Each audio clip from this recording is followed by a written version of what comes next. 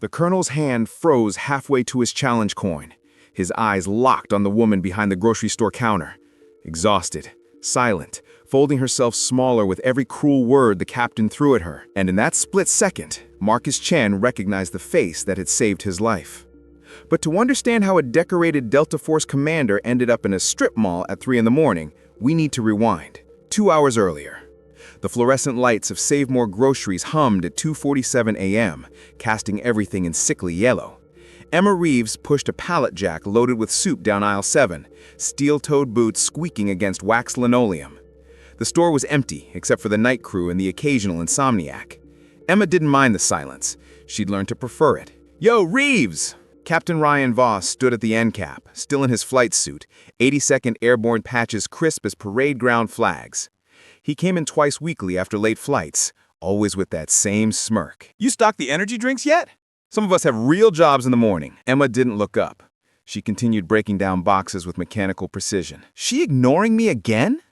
Voss turned to his co-pilot, Lieutenant Hayes. "I swear it's like she's terrified of actual pilots." Hayes laughed. "Maybe we intimidate her." Emma's jaw tightened. She moved to the next case. Order from chaos. Control the controllable. "Hey, Reeves!" Voss stepped closer. "Serious question. You ever think about doing something with your life? Or is this it? Midnight shift until you're 60? She stood slowly. 5'6", dark circles under eyes that had seen too much. Her name tag hung crooked. "Can I help you find something, sir?" "Sir?" Voss grinned. "How? She's polite. Tell me what a young woman like you is wasting her life stacking soup cans. You go to college?" "No." "Military?" The pause lasted one heartbeat too long. "Yes." Voss's eyebrows shot up. "Really? What'd you do? Push papers?" "I was a pilot." The words came out flat as a KIA report. The aisle went silent. Then Voss exploded into laughter. "A pilot! You hear that, Hayes? She was a pilot! What'd you fly? A desk? Blackhawks." "Sure you did." Voss leaned against the display. "Let me guess. You washed out of flight school. Look, it happens. Not everyone can handle the pressure." "I didn't wash out." "Then why are you here?" Hayes pressed. "If you were really a pilot, you'd still be flying." "I don't fly anymore." "Because you couldn't cut it," Voss said. "I know your type. You probably got through on some quota and quit before you killed somebody." Emma's hand tightened on the box cutter until her knuckles went white. "Let me tell you what real flying is. Yesterday, I flew through 40-knot crosswinds, weather so bad my co-pilot was losing his mind. But I brought us in smooth as glass. That's flying." "Good for you," Emma said quietly. "You ever fly in 40-knot winds, Hayes?" "Yes." "Bullshit. Where?" "Kandahar Province, 2018. Voss snorted. "Right. And you're sure you were a hero, too?" The automatic doors slid open. 3 men entered. They moved wrong for civilians. Too alert, too efficient. The lead man wore a faded Marine sweatshirt that said 2nd Battalion, 7th Marines. The kind of shirt a man keeps for 30 years because it means something. His gray buzz cut and bearing screamed senior officer, even in jeans. His eyes swept the store, then landed on Emma, and stopped. His face went through 3 expressions in 2 seconds. Confusion, recognition, then something that looked like grief. "No," he whispered, then louder, "No fucking way." But he was already moving, heading straight for aisle 7. Voss was still talking, and that's the difference between people who can fly and people who— "Captain?" One word, delivered like a court-martial verdict. Voss spun. "Excuse me?" The man stopped 3 feet away. 6'2", 200 pounds, weathered face with scars. His eyes had seen men die. "Step away from her, now." "Who the hell are you?" "Lieutenant Colonel Marcus Chen, Delta Force, retired." "And you need to shut your mouth." Voss's confidence flickered. "Sir, I don't know what she told you, but she didn't tell me anything." Chen moved past Voss. "I recognized her." He stopped 5 feet from Emma. "Emma Reeves, call sign Reaper 6, 160th Special Operations Aviation Regiment." Emma's face went pale. "Sir, please don't do this. How long have you been here?" 2 years. 2 years? Chen said it like a prayer in reverse. 2 years stocking shelves. "I couldn't fly anymore, sir." "Because of the injuries?" She nodded. Voss tried to recover. "Sir, if I may." "You may not." His eyes never left Emma. My friends here are former operators. We're in town for a reunion. I never expected to find you. I didn't want to be found. I know, Emma, but you should have been. One of the other men stepped forward. Reaper 6? From Kandahar? Emma closed her eyes. Yes. Jesus Christ. Before we continue, tell us, has anyone ever underestimated you the way they underestimated her? Voss interrupted, uncertain now. Sir, I don't understand. She's just a grocery store clerk. Chen turned on him slowly. What's your name, Captain? Ryan Voss, sir. 82nd Airborne. I'm a Black Hawk pilot. How many combat hours? I haven't deployed yet, but I've logged 800 flight hours. Emma logged 800 combat hours in 18 months, Chen said quietly. She flew missions that would make your training exercises look like scenic tours. Sir, with all due respect, don't. The word came out soft. Don't you dare. Not after what she did. The night crew stood frozen. Customers had materialized, drawn by the moment. Emma stood behind her pallet, one hand gripping the box cutter. Sir, please, don't do this. Do what? Tell the truth? Chen shook his head. Emma, after your medical discharge, you vanished. Do you know how many people looked for you? I didn't deserve to be found. Why? The silence stretched. Because I failed. Her voice broke. 47 hours, sir. 47 hours, and I wasn't fast enough. You saved 89 lives. 91 were trapped. 2 operators died waiting for me. 2 fathers, 2 husbands. They bled out because I couldn't fly faster. Stop. Chen's voice cracked like a whip. Emma, listen. Those men died because the Taliban ambushed them. They died because war is chaos. They did not die because of you. Emma's hands were shaking. You want to know what you did? Chen continued. You flew for 47 consecutive hours. No sleep, no breaks. You landed in 16 hot LZs while taking direct fire. An RPG sent shrapnel through your shoulder, and you kept flying. You burned through 4 co-pilots, and you just kept going. Sir, you flew until your hands bled. You flew until you couldn't focus from fatigue. And when he pulled you out of that cockpit, you were still trying to get back in, still trying to save people. It wasn't enough. It was everything. The smell came first in her memory. Hydraulic fluid mixing with cordite. Then the sound. Rotors hammering air, small arms fire underneath. The feeling. Sweat-soaked flight suit, cyclic vibrating, fire in her shoulder. The taste.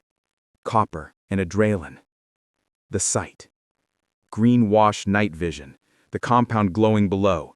Tracers arcing through darkness. Reaper 6, Delta 1-6. 3 critical casualties, need immediate medvac. Chen's voice, younger than, desperate. Copy. 90 seconds. Emma, they've got a 50 cal, southwest corner. I see it. You can't land, it's too hot. Watch me. She'd pushed the cyclic forward, dropped collective, put the Black Hawk into a dive. The 50 cal opened up. She jinked left, right, dropped into the LZ hard. Go, go, go. 30 seconds on the ground. 3 bleeding operators dragged aboard. Rounds punching through the fuselage. We're hit. We're fine. They weren't fine, but they were flying. And flying was enough. 14 more times that night. 14 more landings just like that one. 47 hours. Until her body quit. Chen pulled out his phone. He turned it to show Emma. A memorial service, flags, soldiers in dress uniforms. 3 months after Kandahar, he said, we held a ceremony. You weren't there. You'd already disappeared. He swiped. A bronze plaque. Captain Emma Reeves, call sign Reaper 6, 160th Special Operations Aviation Regiment. For extraordinary heroism and selfless devotion. Kandahar Province, Afghanistan, 2018. This hangs in our unit headquarters, Chen said. Every new operator, we tell them your story. We tell them what it means to never quit. His voice thickened. We tell them that a 130-pound helicopter pilot saved their brothers when everyone said it was impossible. Emma stared at the photo, tears falling. Chen swiped again. A flight jacket, sage green, worn soft, patches everywhere. And on the left breast, Reaper 6. "This is yours," Chen said. "Your crew chief kept it. He's been waiting 5 years to give it back." He reached into the duffel bag and pulled out the actual jacket. The store went silent. Emma's breath stopped. The jacket was real.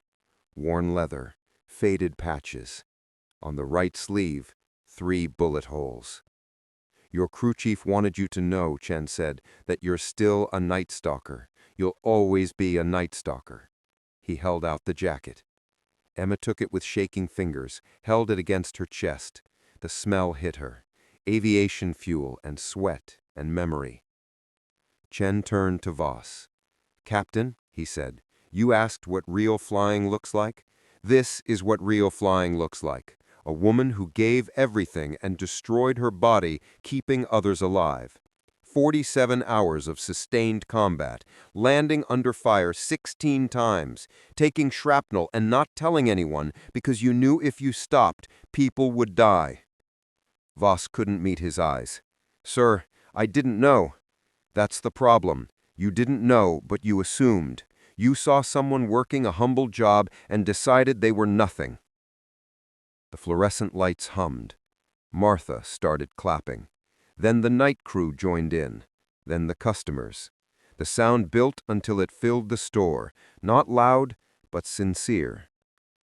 Emma stood behind her pallet, holding a flight jacket with bullet holes, tears streaming, and for the first time in 2 years, she let herself be seen.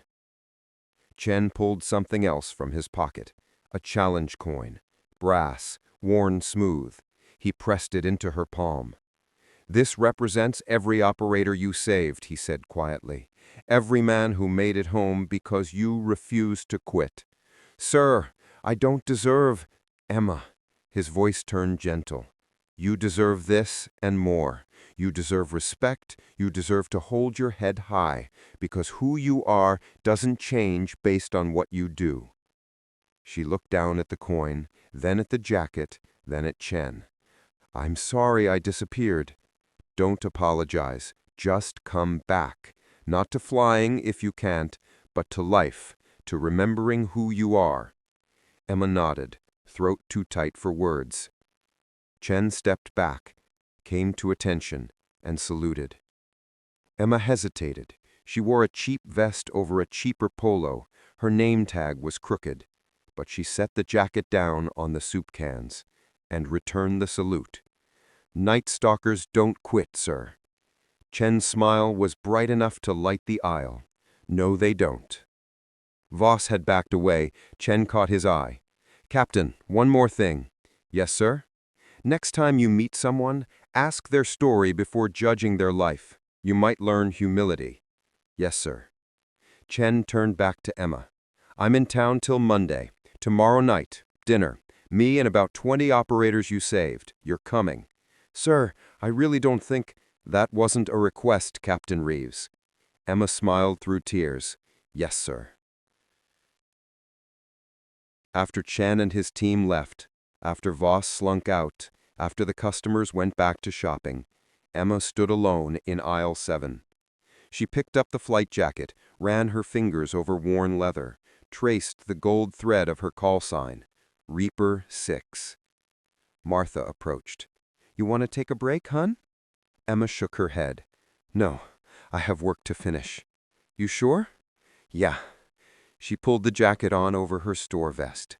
It hung awkwardly under fluorescent lights. It felt like coming home. She picked up her box cutter and went back to work. But everything had changed. She stood differently now, shoulders back, head high. The weight she'd been carrying for 2 years was still there, but now she could feel other people helping carry it. The patches on her jacket caught the light.